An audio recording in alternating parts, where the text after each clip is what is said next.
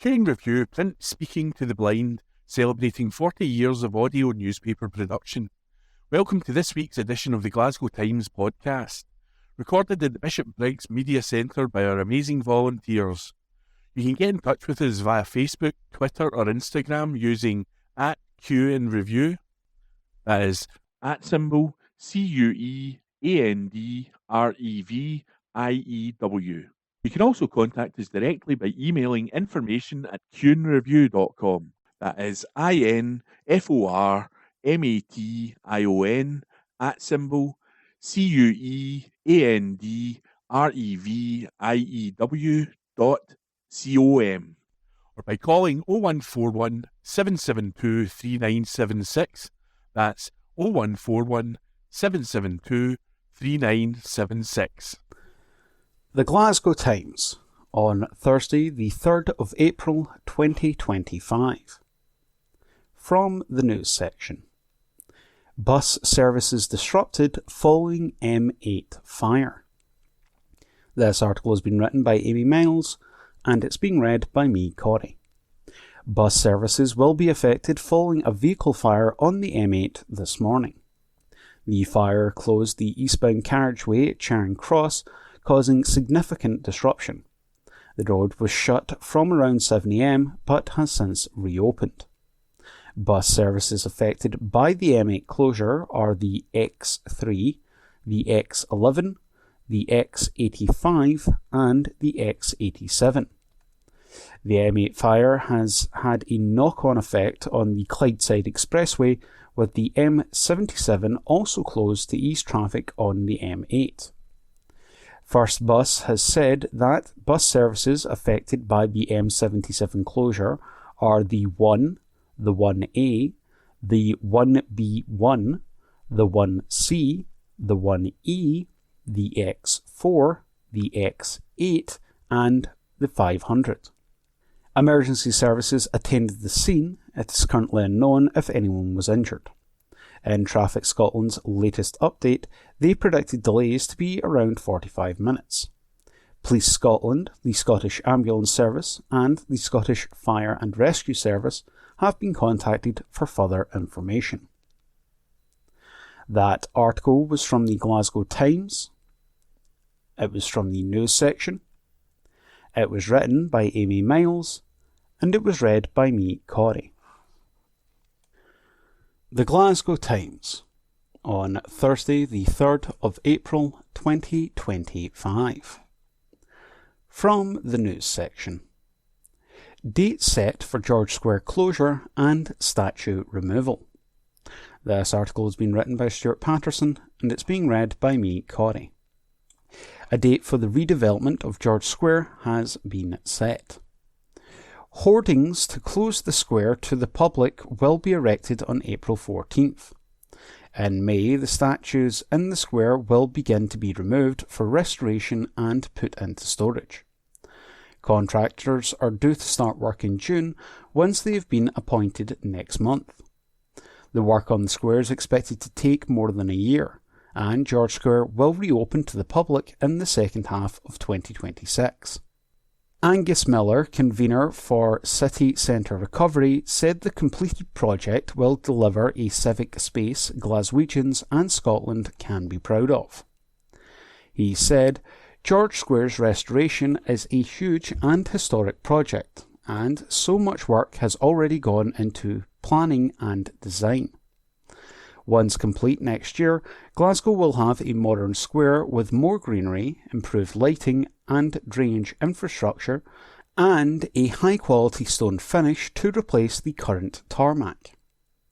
This will be a momentous month for the city, with the erection of the hoardings in less than a fortnight's time, firing the starting pistol on a real acceleration of the works.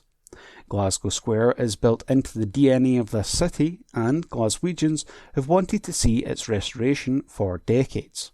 In just a couple of weeks, they'll see that start to happen.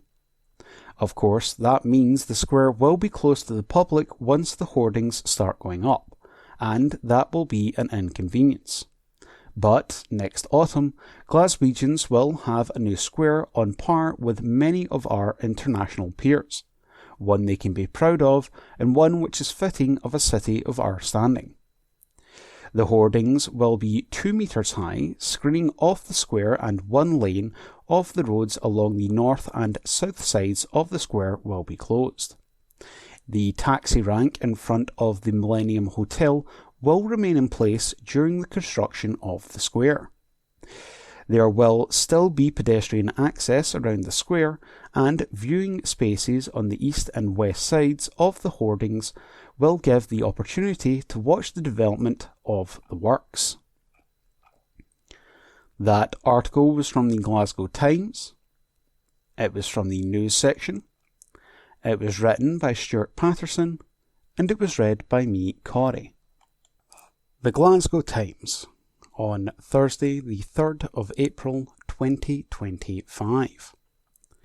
From the news section. Firefighters battling Cumbernauld industrial blaze 3 days on.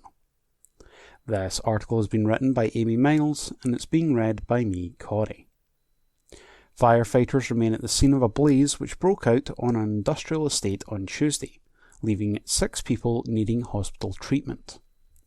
6 fire engines went to Blair Lynn Industrial Estate in Cumbernauld, North Lanarkshire, when the alarm was raised at 2:35 p.m. on April 1st, and found a single-storey building well alight.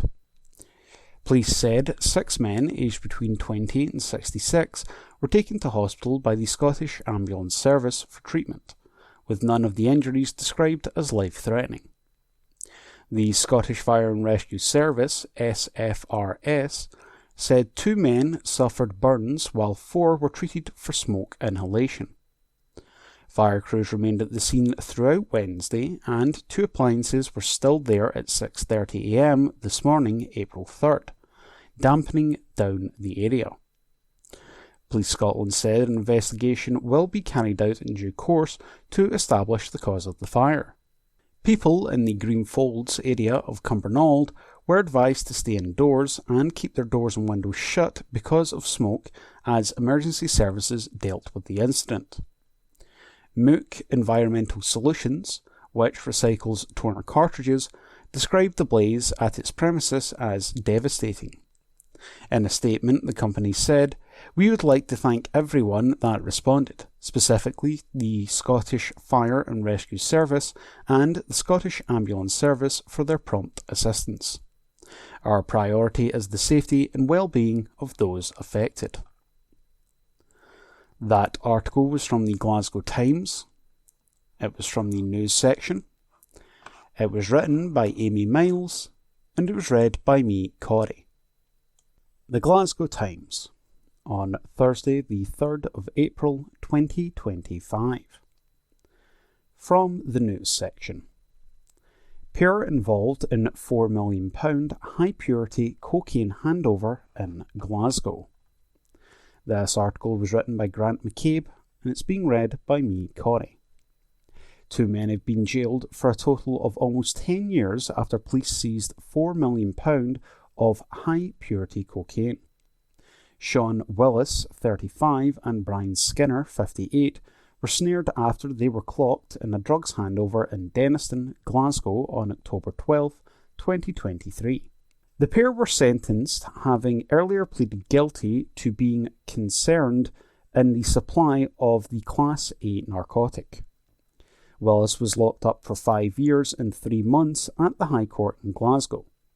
Skinner was sentenced to 4 years and 6 months by Judge Lord Mulholland.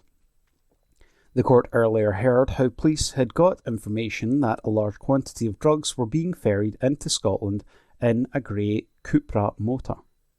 Prosecutor David MacDonald said this car was then spotted being driven north on the M74 by Willis. He eventually stopped in the city's Dunraggett Street and parked up beside an Audi A4 with Skinner behind the wheel. It was there a haul of drugs went from one car to the other before police swooped. Skinner had 25 taped packages in his vehicle. Willis still had 15 in his. Skinner of Perth made no comment to police. With regards, Willis of Southport, Merseyside, prosecutor Mr. MacDonald told the hearing he said that he had travelled from the Merseyside area to Glasgow that day. This was in order to meet with Mr. Skinner and provide him with 25 kilograms of cocaine. He went on to tell officers that he intended to meet with another individual with the 15 kilograms of cocaine in his car before he was stopped.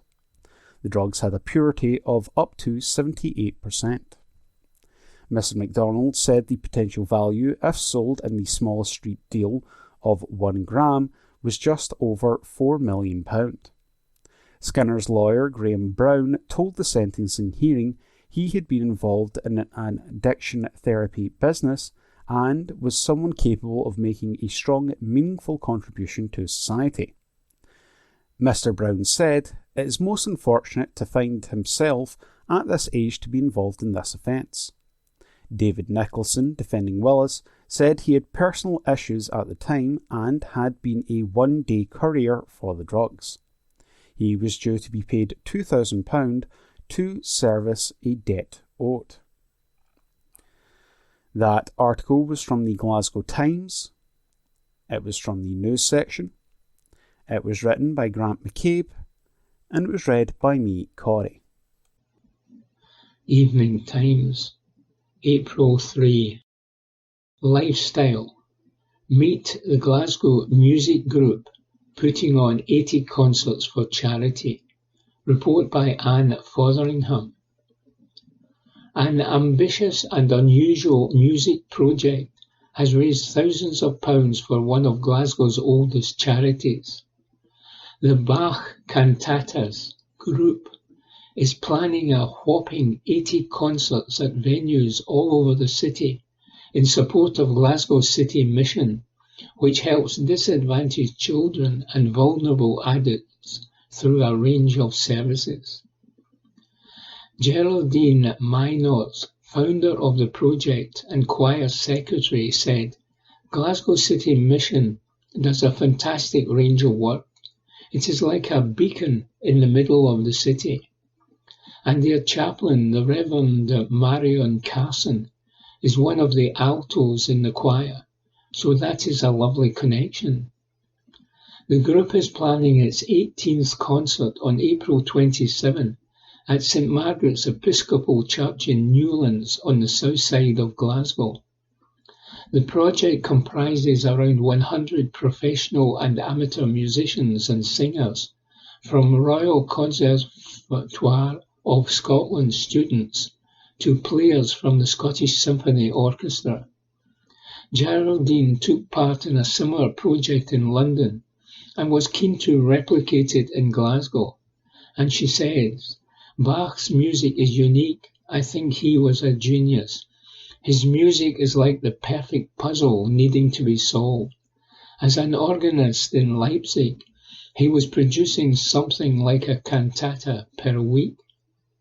That's all the more impressive when you remember this was before musical software programs like Sibelius and printers." Geraldine, who's a physiotherapist, has loved singing her whole life. She moved to the city in 2013 and joined a number of choirs, including Glasgow Chamber Choir. She lives in Finnieston and says, "I just fell in love with Glasgow. We think we will need about 80 concerts to completely perform all 220 works. I think we will only be the second amateur group ever to attempt it. Our last one was in Glasgow Cathedral, which was very special. A cantata is like a sacred little opera. The shortest is about 10 minutes long, the longest around half an hour. They are all little gems. It is fantastic that our project is now really coming to fruition and making musical connections across the city, as well as, we hope, inspiring a new generation of Bach lovers." Jack Geddes of Glasgow City Mission said, "The Bach cantatas have not just been wonderful music events with fabulous musicians and singers, but they have to date raised £7,000 for those affected by homelessness, poverty and addiction in Glasgow. The guests that come daily to Glasgow City Mission are directly benefiting from the funds raised through the Bach cantata concerts, and we at the Mission are extremely grateful. Report by Anne Fotheringham. This is from the Glasgow Times on Friday, 4th April 2025, from the News section. Locals say Royal Mail putting lives at risk with Glasgow Post delays. An exclusive by Nicole Mitchell. Residents say lives are being put at risk due to a delay in receiving mail. Letters for hospital appointments, jury duty, bank statements and fines are among those people living in Garnet Hill say they've not received in a timely manner in recent months. The extent of the problem, which locals say has been ongoing since October last year, was revealed at the Garnet Hill Neighbourhood Watch meeting on Tuesday, April 1st. At the meeting, one resident said her husband had missed a hospital appointment and had been taken off a waiting list as he did not receive the letter inviting him in time. Their GP was fortunately able to put him back on the list and got another appointment arranged. As several other people also shared they or someone they know had missed hospital appointments due to not receiving letters in time, she said, "They're putting people's lives at risk." She also said that a fine issued to her for driving in a bus lane arrived so late she was unable to pay the reduced payment by the time it arrived. Another resident said last week they had received 11 letters at one time, including several bank statements, with someone else saying they had 3 monthly bank statements delivered that morning. One person living in Garnet Hill did not receive a jury duties summons, it was reported, while another had to have a new bank card sent out 3 times before she received it. Another said on 3 occasions they have not had a prescription they receive by post delivered and were currently without medication. It was claimed another person had lost a job they had been offered as their Disclosure Scotland certificate never arrived in time, despite it being sent. Garnet Hill is covered by Glasgow G1 to 5 delivery office, which is based on Baird Street. At the meeting, it was said those living in the Townhead and Ladywell areas, which are also covered by the office, have reported similar delays. One resident claimed they had been told by their postie that they had been ordered to prioritise parcels over letters, while another person said that they were told posties had been told to prioritise students. As a result, it was suggested residents may look into taking legal action if the problem continues, as they say this is a breach of the Postal Services Act 2000. Section 84 of the Act states, 1. A person commits an offence if, without reasonable excuse, he A. intentionally delays or opens a postal packing in the court of its transmission by post. However, a Royal Mail spokesperson said they do not prioritise parcels or students' mail. They say small delays have been caused by staff shortages, but they dispute the allegation anyone has experienced delays of weeks or months.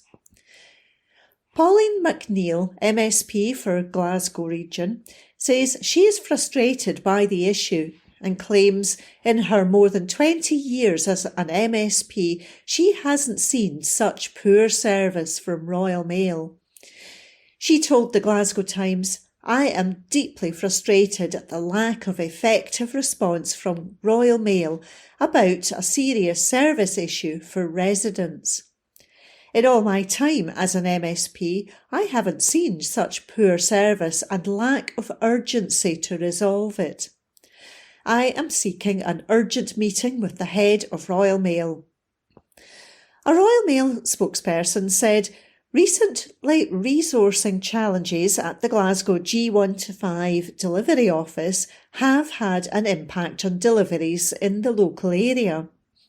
We would reassure residents that mail continues to be delivered daily, with any items not arriving on time prioritised the following day. We are working to improve our service and are actively recruiting for more posties. Have you experienced any problems receiving your mail and not had an important letter delivered in time? Get in touch via nicole.mitchell@newsquest.co.uk. That article was an exclusive by Nicole Mitchell. This is from the Glasgow Times on Friday, 4th April 2025. From the News section. Scotland's oldest power lines in Glasgow and Renfrewshire pulled down. By Nicole Mitchell. Scotland's oldest power lines that have served a community for almost 100 years have been pulled down. SP Energy Networks have brought down 62 electricity towers on the G route, which was built in 1929 to connect 3 coal-fired power stations in Yoker, Braehead and Dellingburn.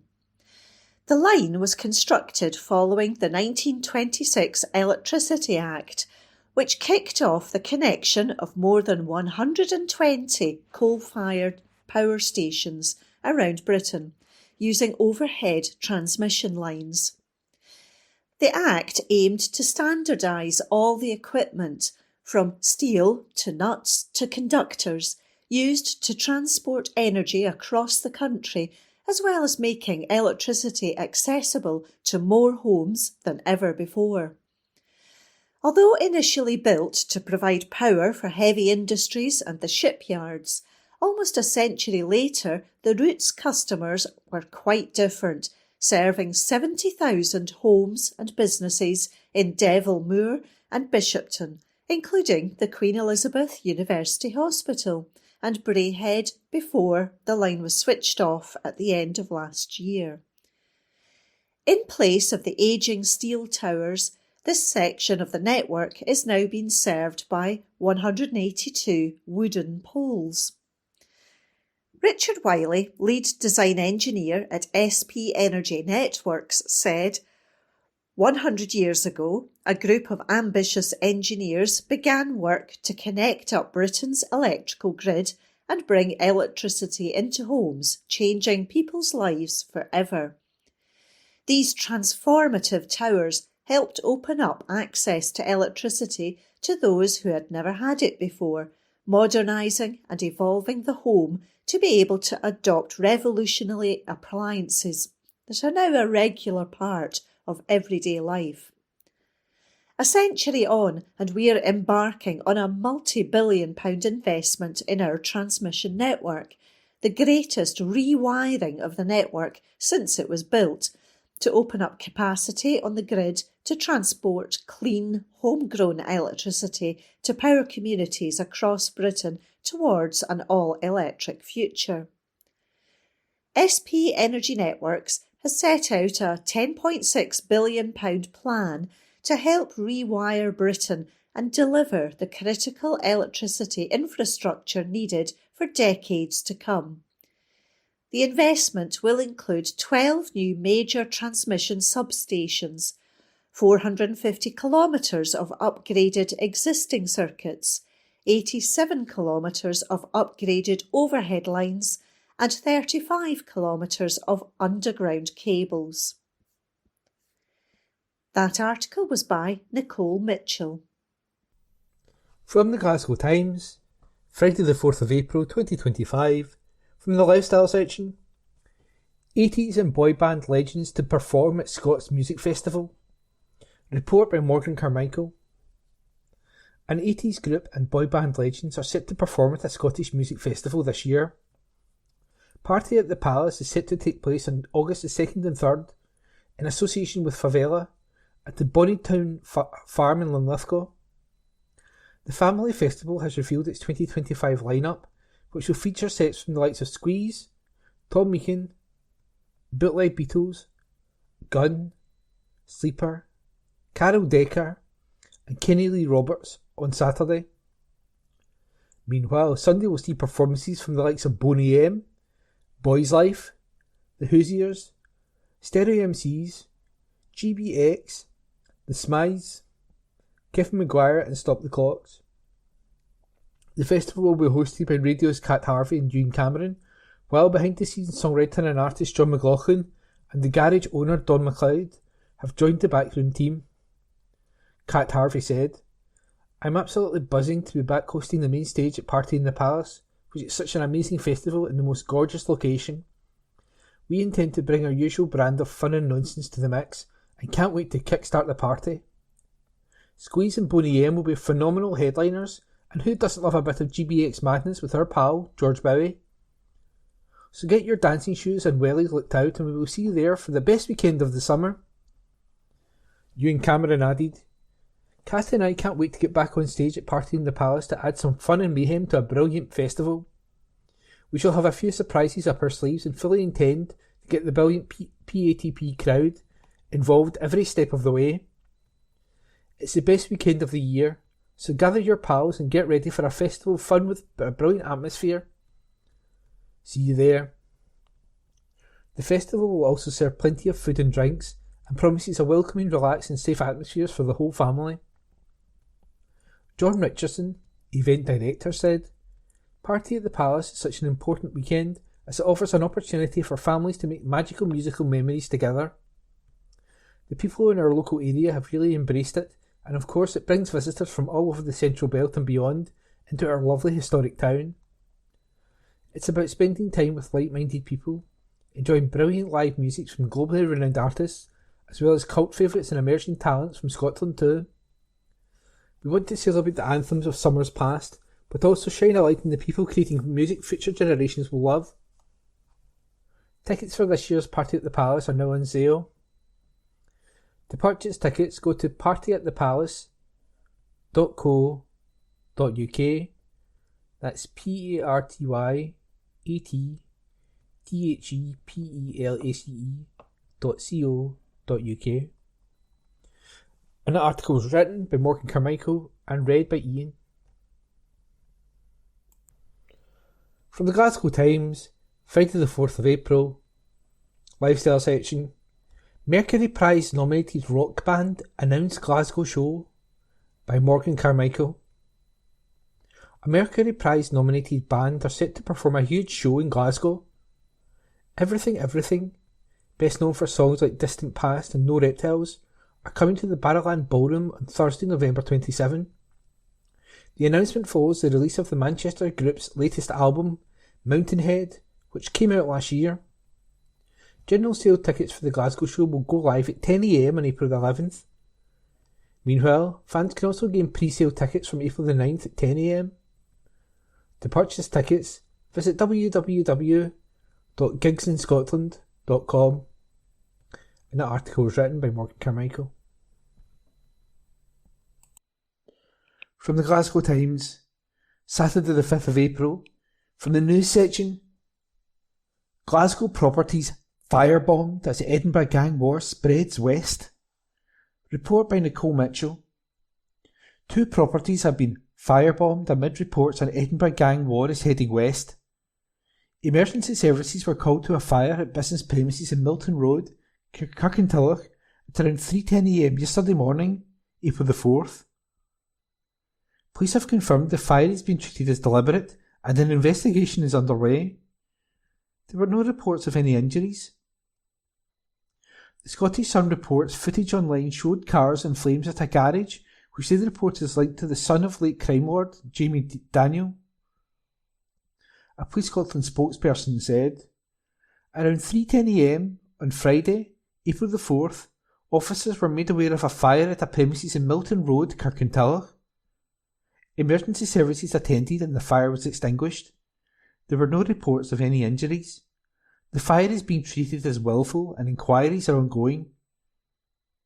Cops were also made aware of damage to a house in Glasgow's Courtmerlaw Gardens in the Rob Royston area, which occurred on Friday. Inquiries are ongoing into the damage, which is also understood to have been caused by a fire. There were no reports of any injuries as a result of the blaze. Glasgow Live reports video footage online showed masked figures firebombing the property. A Police Scotland spokesperson said, we are aware of damage to a property in the Courtmerlaw Gardens area of Glasgow. There were no reports of any injuries and inquiries are ongoing. The Scottish Sun reports the house in Edinburgh was targeted on the same night. The incidents follow several similar incidents in the capital over the last month. And that report was written by Nicole Mitchell and read by Ian McKenna.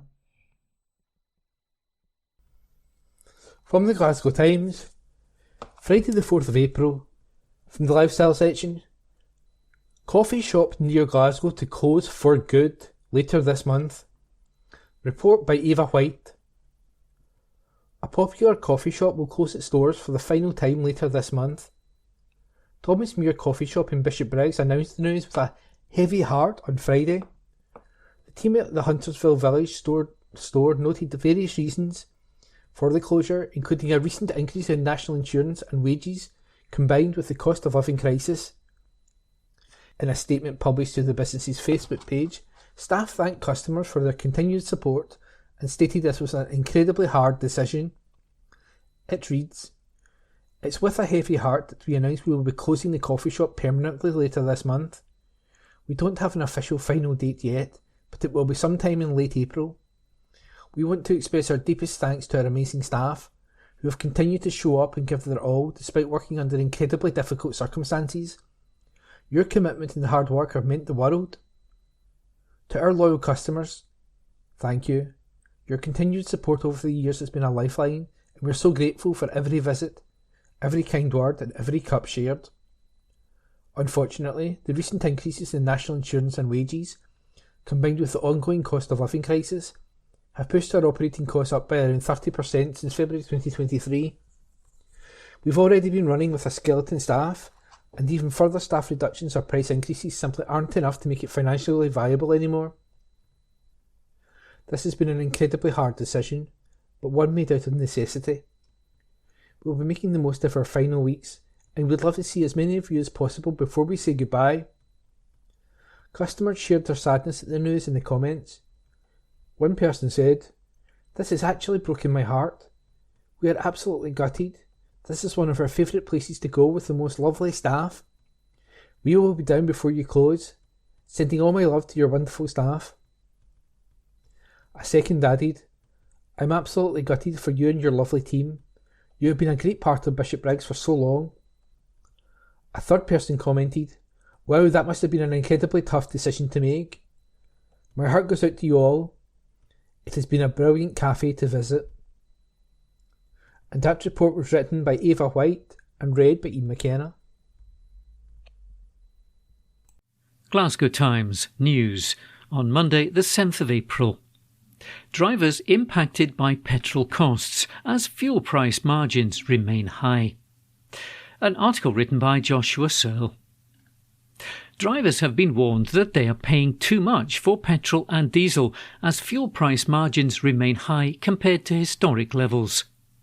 The Competition and Markets Authority, or CMA, said it's concerned about the intensity of competition between fuel retailers. Margins show the difference between the cost of retailers acquiring fuel and the revenue that they generate from its sale.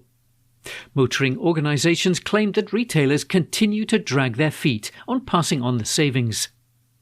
The CMA said retailers' petrol spreads, the difference between pump prices and estimated wholesale costs, plus fuel duty, VAT and biofuel, averaged 13.8 pence per litre in the 4 months to the end of February.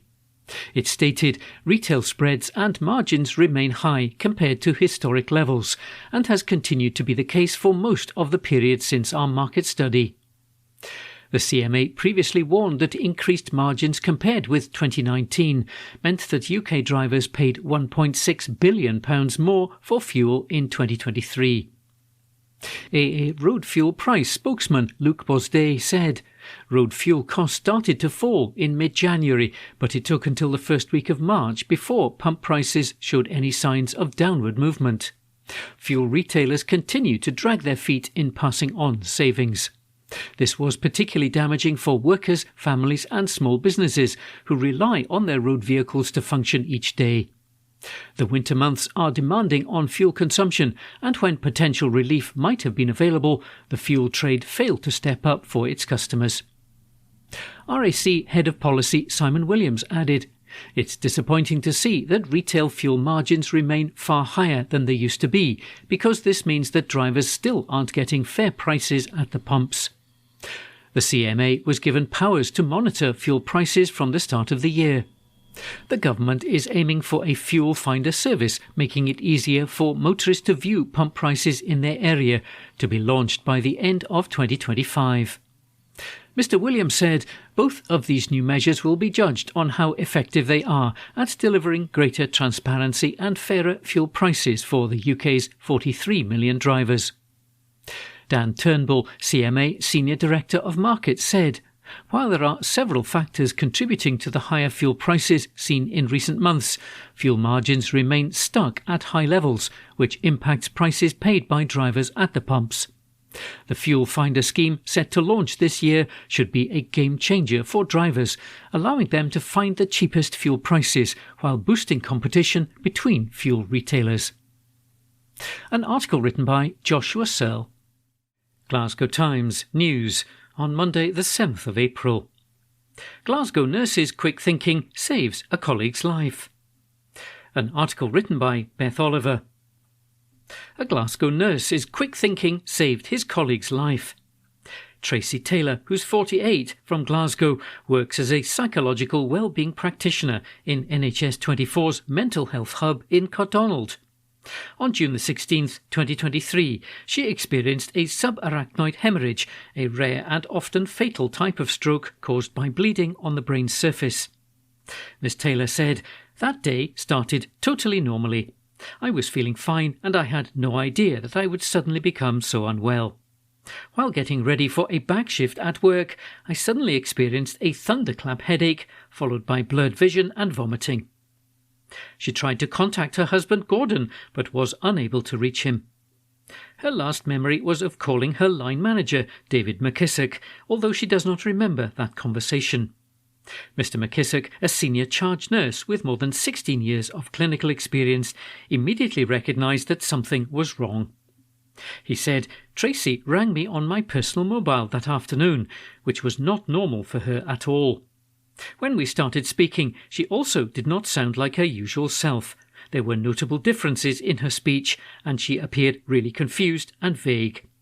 This raised a red flag for me, as I knew it was likely that Tracy was at home alone, and that she was in a potentially life-threatening situation, and that she would need immediate help." Mr. McKissack contacted the Scottish Ambulance Service, and paramedics were dispatched to Miss Taylor's home. She was rushed to Queen Elizabeth University Hospital for admission and assessment. The following day, she was transferred to Edinburgh Royal Infirmary for emergency surgery. Ms. Taylor said, "I was in hospital for 3.5 weeks, including spending time in both the intensive care and high dependency units, due to risks of vasospasms, which are when the brain blood vessels narrow. My husband and family were there with me daily, but my first memory of being in hospital was about 3 weeks after I was first admitted." Miss Taylor has another small aneurysm in her brain, but due to its size it's not considered life-threatening and will not need treatment unless it changes or grows. She said, "If David had not contacted 999, I'm sure I would not be here today. I'm eternally grateful to him for recognising the urgency of my situation, but also for being an all-round great manager who genuinely cares about not only his colleagues, but the patients who we deal with every single day. Dr. Ron Cook, NHS 24's medical director, said, "Tracy's story is a powerful reminder of the importance of quick thinking and immediate action in medical emergencies. At NHS 24, we're committed to providing the highest level of care and support to not only our patients, but to every member of staff who works in our team. David's swift response and the coordinated efforts of our colleagues in the Scottish Ambulance Service and the hospitals involved exemplify the dedication and professionalism of our health teams across Scotland. We're incredibly grateful for the positive outcome in Tracy's case and continue to wish her well in all respects of her recovery." An article written by Beth Oliver. Glasgow Times News on Monday the 7th of April. A researcher is awarded £125,000 to help tackle drugs crisis. An article written by Anne Fotheringham. A Glasgow psychology researcher has secured £125,000 on World Health Day to help tackle Scotland's drugs crisis. Dr. Martha Canfield's work will explore how patients prescribed pain medications like morphine and tramadol develop opioid use disorder, a serious condition affecting thousands of Scots. Despite being widely prescribed for pain relief, these medications offer limited benefits for chronic conditions while carrying significant risks. It could transform how doctors identify vulnerable patients before problems develop. The funding has been awarded to Dr. Canfield through the Academy of Medical Sciences Springboard programme. This year, the Academy has made its largest ever investment, £7.6 million, in research tackling urgent health challenges. Using innovative data science, Dr. Canfield's project will analyse Scotland's national electronic health records to identify patterns and risk factors that lead to dependency. The research addresses a critical healthcare challenge in a country particularly affected by opioid-related harms and could provide doctors and pharmacists with practical solutions for safer prescribing practices during their limited consultation time. Dr. Canfield, who is a senior lecturer at Glasgow Caledonian University, said, "I'm deeply honoured to receive the Academy of Medical Sciences Springboard Award. This research is especially urgent in Scotland, where 1.3% of the population is dependent on opioids, and the country has the highest rate of drug-related deaths in Europe. Tackling Scotland's opioid crisis through innovative data science is an important step toward improving patient care and preventing opioid use disorder." Professor James Naismith of the Academy of Medical Sciences said, "This record investment demonstrates our unwavering commitment to supporting the next generation of research leaders. By backing these talented early career researchers, we're not only addressing today's urgent health challenges, but also strengthening the UK's position as a global leader in medical research." An article written by Anne Fotheringham. Glasgow Times News on Monday the 7th of April. 86% call for a city-wide ban on fireworks. An article written by Sarah Hilly. A total of 86% of Glaswegians want fireworks banned everywhere in the city, according to a consultation. There are already plans to roll out firework control zones in certain areas, and groups can now submit applications for their neighbourhoods to be considered. But a city-wide ban is still being debated. Scottish Greens councillors have called for the whole of Glasgow to be free of fireworks, but making that a reality may face complications relating to Scottish Government guidance, a meeting heard. Councillor John Molyneux, Scottish Greens, said, "It's clear that there is overwhelming public support for a city-wide fireworks control zone. The council must now act on this. Fireworks have a broad public and animal welfare impact. Those who are more adversely affected because of trauma or sensory issues, for instance, as well as pets and animal sanctuaries, are not confined to one or two areas. They live in all our communities. If we're serious about reducing this impact, then the only reasonable response is to implement citywide controls. Speaking at last Thursday's full council meeting, Councillor Laura Doherty, SNP, said that consultation results showing high levels of support for a clampdown across the whole of Glasgow are now to be analysed. The convener for Neighbourhood Services advised, "It should be noticed that the citywide firework control zone would not be within the scope of the Scottish Government's legislation. The guidelines within the relevant Act have not been designed to cover a whole local authority area, or indeed to cover extended parts of a local authority area due to enforcement challenges." In response, Councillor Molyneux said, "It's allowed by the legislation. It's the guidance that suggests we couldn't do it across the city. But the legislation would allow it if there is an evidence base to underpin that." Of the 2,437 Glasgow residents to respond to the public consultation, 86% supported the ban, with only 11% opposed. Fireworks control zones make it an offence to let off a firework in a public or private place during an agreed period, except for organised displays. An article written by Sarah Hilly. Glasgow Times News on Monday the 7th of April. A GP surgery is blasted for horrific signage over a Freedom of Information request. An exclusive front page article written by Nicole Mitchell. A GP surgery has been criticised for putting up signage blaming a Freedom of Information request for delays in the functioning of the practice.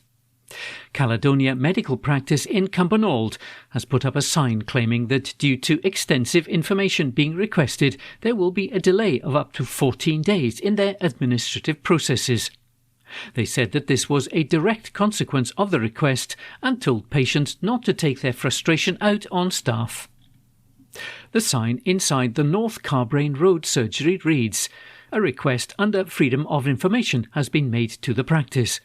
Unfortunately, extensive information has been requested, and this will occupy a significant amount of administrative time to comply with this legal request. This will unfortunately cause delay to the day-to-day functioning of the practice." It continued, "The practice will experience a delay of up to 14 days in their administrative processes. Please do not express your frustrations regarding this delay towards the reception staff of the practice in general. This is a direct consequence of this Freedom of Information request." A patient posted a picture of the signage on the Facebook group Cumbernauld community page, calling it horrific, and wrote, "No one should ever be discouraged from exercising their legal rights ever." The Freedom of Information Scotland Act of 2002 gives everyone the right to ask for any information held by a Scottish public authority, and they must receive a response within 20 working days. Some information may be exempt under Freedom of Information law, but the authority must tell you why they've made this decision. There are some instances where an authority is allowed to refuse the request, including if it will cost them more than £600 to provide that information. Commenting on the sign, Jamie Hepburn, MSP, says nothing should be done to dissuade people from exercising their right to submit a Freedom of Information request. He said, "I have no information as to the nature of this request, as that is rightly a matter for the person who's made it. Consideration of any Freedom of Information request is of course for the relevant body to consider, in this instance the Caledonia Medical Practice. This, of course, should be done in compliance with the law, which does provide for requests to be out of scope if the cost of administering them is significant, or if the information requested is otherwise publicly available. It's important that not only those subject to Freedom of Information law be adhering to it, but do nothing actively to dissuade people of exercising the rights it provides them with." A spokesperson for NHS Lanarkshire added, "GP practices are private businesses but have contractual and statutory responsibilities to meet a variety of public sector requirements as holders of NHS contracts, including a responsibility to respond to Freedom of Information requests in a timely manner." Caledonia Medical Practice declined to comment when contacted. An exclusive front page article written by Nicole Mitchell. Glasgow Times on Monday the 7th of April. Lifestyle. 1990s one-hit wonders surprised the Hydro audience at an Andre Rieu show. An article written by Amy Miles. A surprise performance interrupted Andre Rieu's show at the Hydro. Andre Rieu, best known as the founder of the waltz-playing Johann Strauss Orchestra, was performing in Glasgow when one-hit wonders Los Del Rio took to the stage. The Spanish band, who rose to fame in the 1990s with their hit Macarena, delighted the audience with a performance of their classic track.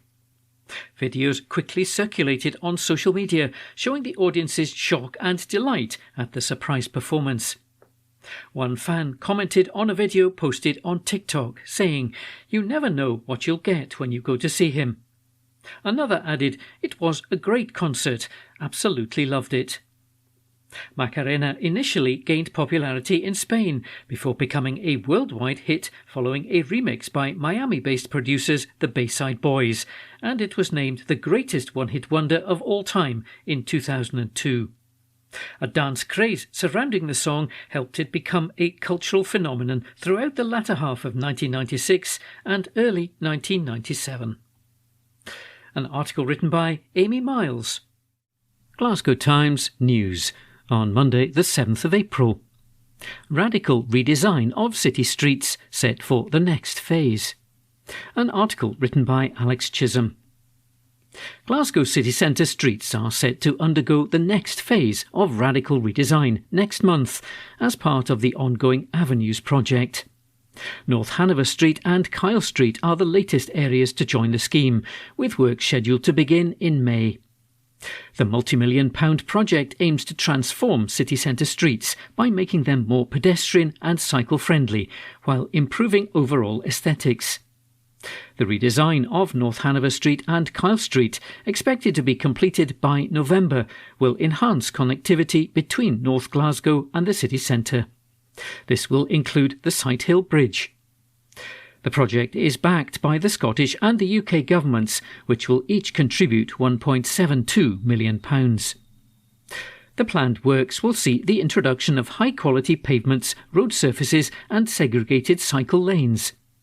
New trees, including Callery pear, Dawn redwood, Dutch elm, field maple, ginkgo biloba, sweet gum and river birch, will be planted along the route, and new resting areas will also be introduced. Councillor Angus Miller, convener for City Centre Recovery and Transport, said, "We're entering a new phase of this transformational project, with some early avenues now nearing completion and new sections commencing. North Hanover Street, like the Duke Street Avenue already underway, is about making those entry points into our city centre much more attractive. But these are also increasingly residential locations, so it's about improving city centre areas where more people are choosing to live." Councillor Miller added, "At the same time, we're nearing the end of the construction of Sauchiehall Street Avenue, with the substantial works to be completed and the street reopened around the end of this month, followed by a few weeks of continuing snagging works and street furniture installation. And Glaswegians will see the transformational impact of the avenues when the Holland Street project completes in the coming weeks. As the avenues work ramps up and the restoration of George Square gets set to begin, we'll be publishing up-to-date information on our website on the progress of the avenues. This will help the public and businesses find out how this might impact them, but also how the city is pushing on with the biggest overhaul of the city centre in half a century." An article written by Alex Chisholm. Glasgow Times News on Monday the 7th of April. School has rolled up its sleeves to battle litter louts. An article written by Stuart McConnell. Eco-conscious young pupils from an East Kilbride school are battling back against litter louts. Hunter primary pupils spent an enjoyable afternoon picking up thoughtlessly discarded litter at a local park. The P6 youngsters were taking part in a clean-up project at Glen Esk Urban Green Space in the Calderwood area of East Kilbride, just a stone's throw from their school. Armed with refuse sacks and litter-picking sticks supplied by the council, the class of more than 20 children, along with their teacher Laura Mooney, spent the afternoon removing litter from the ponds, paths and woodland. They were taking part in the council's It's Your Place campaign. And joining them was Councillor Kirsten Robb, the Deputy Chair of the Council's Climate Change and Sustainability Committee. Councillor Robb gave a big thumbs up to the eco-friendly venture. She said, "We had a great time collecting 11 bags of litter from the beautiful woods around Glen Esk Park. The children were excellent and ended up playing in the woods we had cleaned up. I'd encourage everyone to do their bit by using bins and disposing of waste responsibly. If you can get out this spring clean month and help tidy up your local patch for even just 5 minutes, even better."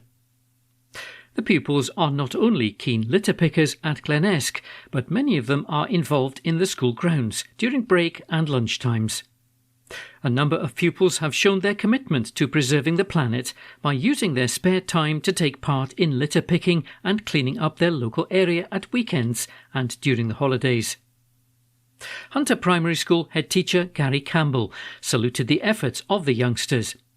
He said, "We're very proud of our pupils and will continue to develop and promote life skills, including being responsible citizens, supporting and caring for their local school community. And with Glen Esk on our doorstep, it allows the school to teach children the importance of climate change and the negative impacts litter can have on the environment." Engagement with the Eco Schools initiative, as well as climate change and sustainability lessons throughout our curriculum, has further developed a positive attitude in supporting the big world message. As well as providing support to primary and secondary schools, volunteers and groups can fill in the council's community clean-up form to borrow equipment to help with their own litter picking projects and arrange collection of the bags afterwards. An article written by Stuart McConnell. From the Glasgow Times on Tuesday the 8th of April 2025. From the news section. SNP to blame for teacher exodus in Scotland. And this article was written by John Daly. I had a conversation with a recently qualified, now former school teacher as to why they had left the profession early. The answer that came back was, and I quote, "It was joyless." The fact that a teacher has opted out of a potential lifelong vocation so early didn't surprise me. Young people are free to change life plans, of course. However, that one word of explanation really cut through, as it is indicative of a growing mood within the teaching profession. I used the word vocation rather than career, as teaching is just that for the vast bulk of those who enter the profession. The ability, privilege even, to spend one's working life in the presence of those who will shape the future and be able to help mould and inform the people they will become is both wonderful and terrifying at the same time. Most of you reading this will recall at least one name from your school days of a teacher who had an impact on your life and whose influence you can recall no matter how long ago those days were. Good teachers are important and we want to hang on to them. However, I can understand why many choose to put aside their chosen vocation and opt out, and it's not for reasons which involve money. Teaching, though not the most well-paid of careers for graduates, is still a relatively well-paid occupation, but for teachers the rewards are not measured in money terms. The ability to imbue our children and young people with knowledge is important, but so are the other skills and attributes grown at school: personal confidence, relationship building, positive mental attitudes, problem solving and practical skills. I could fill the rest of this article with a never-ending list of the things other than the 3 R's modern-day schools build into our young people. Having spent a career working as a head teacher in some of the more challenging areas of our city, I am fully aware of the importance of education in lifting some of the poorest children and families out of poverty. Lifelong skills learned at school at the hands of gifted professionals is the real hand-up required by many of our children to change their lives and the lives of their children in the future.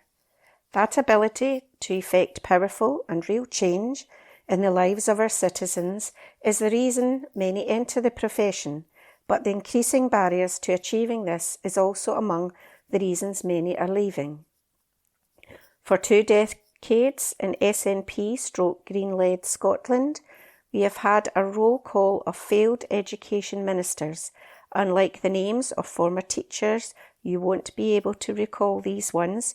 Hint, one of them has the surname Swinney, who have presided over successive launches, relaunches and reinvention of the curriculum for excellence, exasperating teachers whose expertise was ignored in favour of committees and consultants. Additionally, cuts to local authority budgets, recent reductions in teacher numbers, cluttering the curriculum with identity politics, as well as fewer school inspections, have all been part of the legacy of these SNP education ministers. Bringing us to the current crisis in attainment results for our pupils, or in particular, our most vulnerable pupils. For it is those children who more than most need a solid foundation built at school that this SNP government has let down the most. It is tragic that the same SNP government which prides itself in the introduction of the Scottish Child Payment may well have consigned future parents to be potential recipients of this benefit by its woeful mishandling of Scotland's education system over the last 17 years. It has lost the confidence of a new generation of life-changing teachers who, with heavy hearts, head for the exit doors, their early enthusiasm and confidence frustrated by this SNP government's shameful and joyless legacy. And that article was written by John Daly. From the Glasgow Times on Tuesday, the 8th of April 2025, from the news section. Baby girl becomes first to be born from a womb transplant. And this article was written by Amelia Kettle. A baby girl has made history as the first child in the UK to be born from a womb transplant. Grace Davidson, 36, from North London, received the organ from her older sister Amy in the UK's first womb transplant in 2023. Following the success of the procedure, she has given birth to baby Amy Isabel, named after her aunt, a surgeon who helped perfect the technique. The birth makes history and gives hope to thousands of women born without a womb or whose womb fails to function. Grace, an NHS dietitian, and her husband, Angus, 37, who works in finance, are over the moon with their new arrival. Baby Amy was born by planned NHS caesarean section on February the 27th at Queen Charlotte's and Chelsea Hospital in London.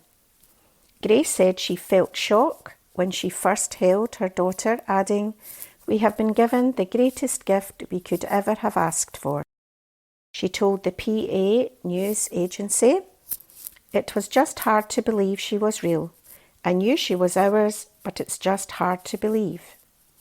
The new mother was born with Mare Rokansky Kuster Hauser MRKH, a rare condition that affects around 1 in every 5,000 women, meaning they have an underdeveloped or missing womb. However, the ovaries are intact and still function to produce eggs and female hormones, making conceiving via fertility treatment a possibility. Before receiving the donated womb, Grace and her husband underwent fertility treatment to create 7 embryos which were frozen for IVF in central London. She then had surgery in February 2023 to receive the womb from her sister Amy Purdy, 42, a former primary school teacher who is the mother of 2 girls aged 10 and 6. Several months later, one of the stored embryos was transferred via IVF to Grace. Amy, who weighed £4.5, was delivered several weeks early in the planned 90-minute caesarean section to ensure a safe hospital-based delivery. The new mother said, "The first couple of weeks were tricky because she was so sleepy and we were struggling to kind of keep her awake enough for her feed, but she's doing really well." She added, "It's lovely to be at this stage where we can get snuggles and it's really special." Grace was diagnosed as having no womb when she was 19 and found out about womb transplants at the same time. The new mother now hopes women in a similar situation will have more options going forward. And that article was by Amelia Kettle.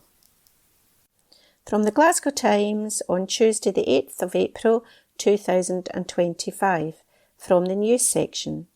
Hero veteran of daring Second World War mission turns 100. And this article was written by Gillian McPherson. A hero involved in one of the Second World War's most daring missions has celebrated his 100th birthday. Back in 1945, Roy Elwood was 20 and a Royal Navy sailor when he risked his life to help rescue more than 500 desperate, homeless Norwegians from the Nazi-occupied island of Sørøya. The refugees, mainly women and children, were taken by Arctic convoy to Russia and then to Nielsen in East Renfrewshire to see out the war in the safety of a refugee camp in the village's Kingston Park. Matt Drennan, the secretary of Nielsen War Memorial Association, NWMA, made the 3-hour journey down to Wickham in Tyne and Wear to join Roy for his centenary celebrations. Matt said, "I was privileged to be asked to attend the 100th year celebrations of Mr. Roy Elwood, an Arctic convoys veteran. Roy is an inspiration to everyone who has had the privilege to meet him and has a great sense of humour and is still as sharp as a tack." He was accompanied by his daughter Carolyn Elwood, 64, and son Roderick, 62, and close family and friends at the Gibbside Hotel, where we raised a toast to this grand gentleman and celebrated his letter from King Charles. Matt passed on a small gift to Roy, along with letters of thanks and congratulations from East Renfrewshire MP Blair McDougall, West Scotland MSP Paul O'Kane, and family members of the rescued citizens. He also delivered a message from California-based Dick Birdbine, the last surviving member of the SS Henry Bacon Liberty ship, which was sunk while transporting 19 Norwegian refugees to Scotland. Roy, originally from Manchester, joined the Royal Navy in 1943 at the age of 18 and saw almost 2 years continuous service in the Arctic convoys, which travelled treacherous routes to supply the Soviet Union, one of Britain's key allies. News of the Sørøya Islanders' plight reached the Royal Navy by late January 1945, and this led to rescue mission Open Door in German-occupied waters. When rescuers on 4 destroyers, including the HMS Zambezi, which Roy was aboard, arrived to save them, the islanders were living under snow-covered, upturned boats and in caves. In 2021, after attending a civic reception as a guest of NWMA, the former able seaman said, it was a very dangerous operation carried out in the space of 24 hours with the help of the Norwegian forces. We were constantly under the threat of enemy fire, be it from aircraft or U-boat. The weather was atrocious, with hurricane, force winds, and there was a risk of discovery from the Nazis at any time. Roy received both the Norwegian Commemoration Medal and the Medal of Yushakov, which was awarded by Russia to veterans of the Arctic convoys.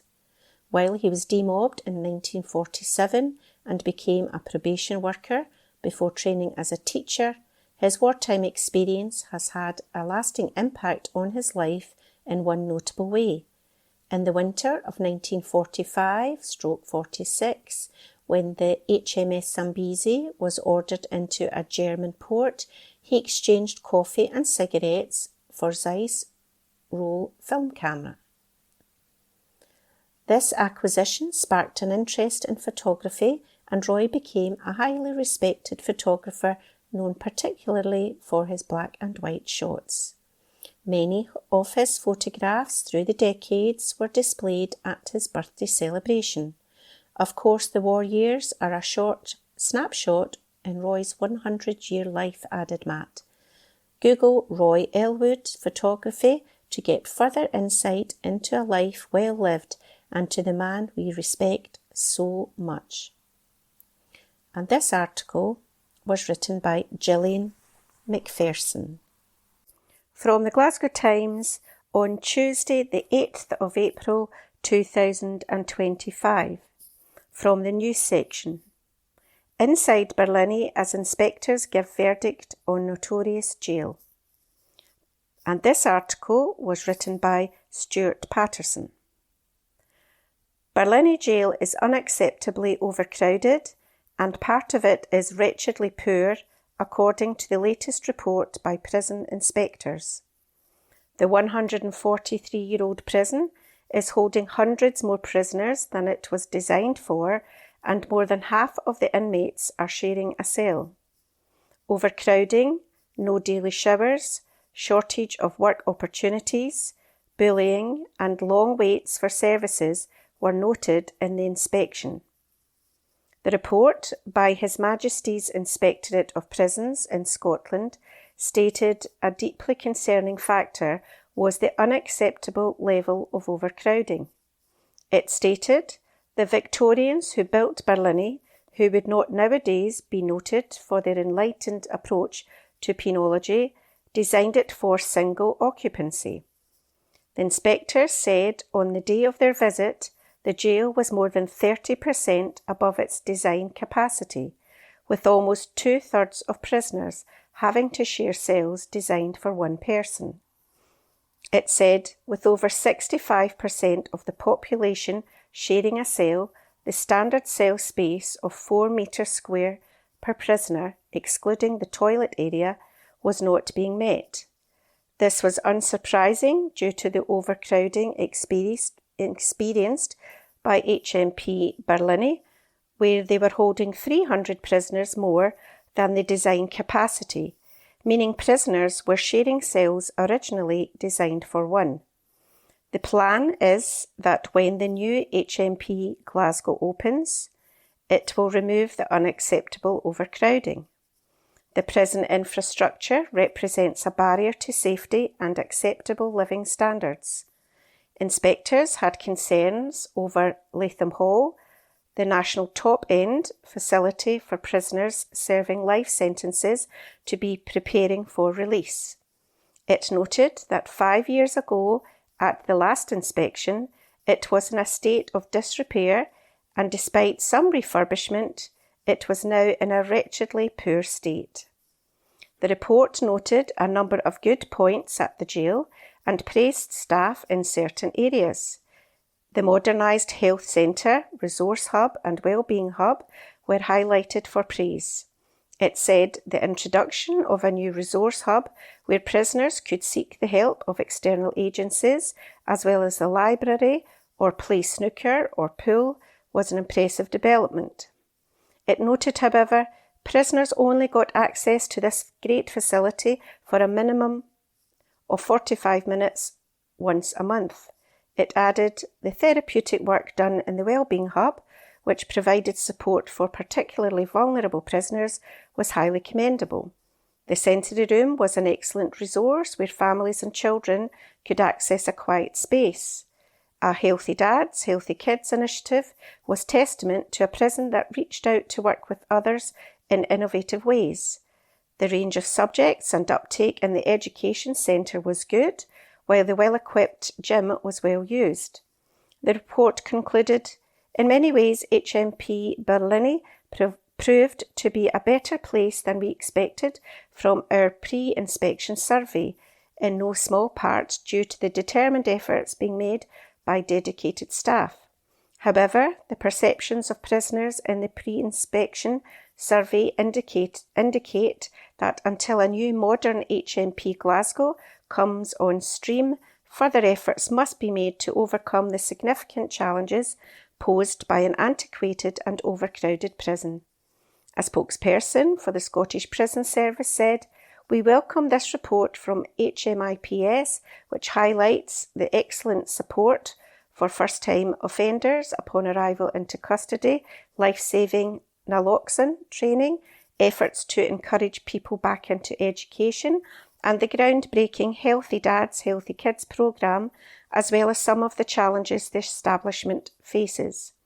Angela Constance, Justice Secretary, welcomed the finding that Berlini is a safe, stable, well-run prison.